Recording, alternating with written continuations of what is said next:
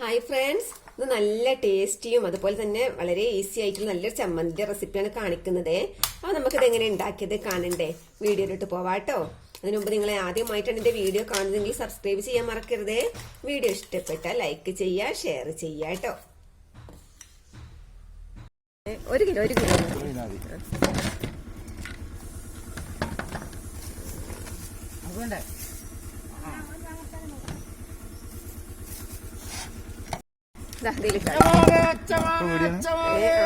എടുക്കട്ടെ.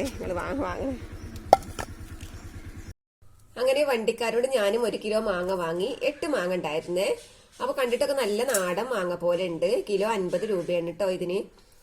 അപ്പൊ നമുക്ക് ചമ്മന്തി പിടിക്കാനും അതുപോലെ തന്നെ ജ്യൂസ് അടിക്കാനും എല്ലാത്തിനും പറ്റുമല്ലോ. അപ്പൊ നല്ല മാങ്ങ തോന്നിയപ്പോ ഞാൻ വാങ്ങിയതാണ് ഇതിലെ പോയപ്പോ. ഞാനിവിടെ ഒരു മാങ്ങ കഴുകി എടുത്തിട്ടുണ്ട്. ഇത് വെച്ചിട്ട് ഒരു ചമ്മന്തിന്റെ റെസിപ്പിയാണ് ഞാൻ ആദ്യം നിങ്ങൾക്ക് കാണിക്കുന്നത് കേട്ടോ.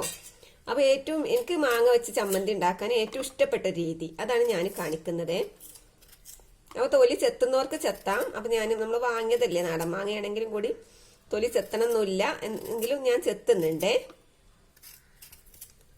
നല്ല ടേസ്റ്റി ആയിട്ടുള്ള ഒരു ചമ്മന്തി, വളരെ സിമ്പിൾ ആയിട്ട് ഉണ്ടാക്കിയെടുക്കാൻ പറ്റിയ ചമ്മന്തി കേട്ടോ.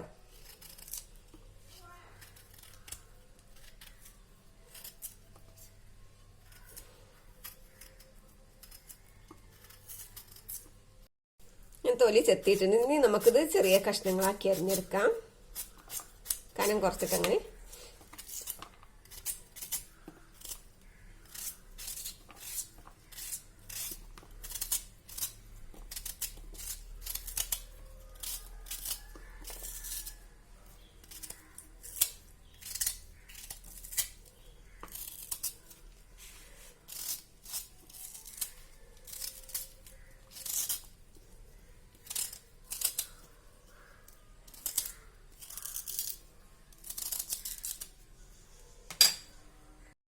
നമ്മളിത് ചെത്തി വെച്ചിട്ടുണ്ട്. ഇനി നമുക്ക് വേണ്ടത് പച്ച തേങ്ങ വേണം.